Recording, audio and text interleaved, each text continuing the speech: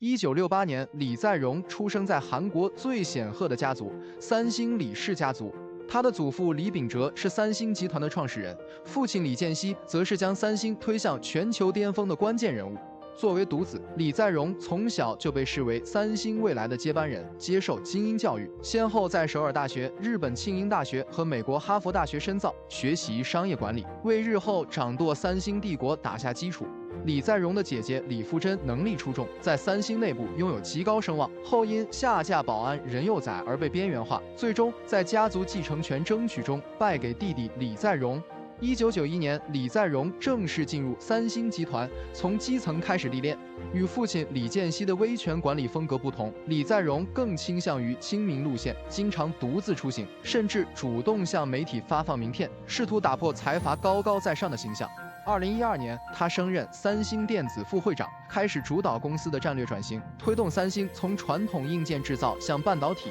生物制药等高科技领域拓展。然而，真正的考验在2016年到来。当时，韩国爆发亲信干政门丑闻，李在镕被指控向时任总统朴槿惠行贿86.8亿韩元，以换取政府对三星物产与第一毛织合并案的支持。这场风波不仅让三星声誉受损，也让李在镕本人深陷司法泥潭。2017年，他被判处有期徒刑2年6个月。在狱中的207天，李在镕经历了人生的至暗时刻。曾经叱咤商界的财阀太子，如今只能适应监狱的严格管制。然而，他并未放弃，而是利用这段时间阅读商业书籍，锻炼身体，保持与外界联系，为重返商界做准备。2021年8月，在三星集团和韩国商界的强力游说下，李在镕获得假释。出狱后，他迅速重整旗鼓，推动三星内部改革，加速向 AI、5G 等新兴技术领域布局。2022年10月，他正式就任三星电子会长，并在就职演讲中发出警告：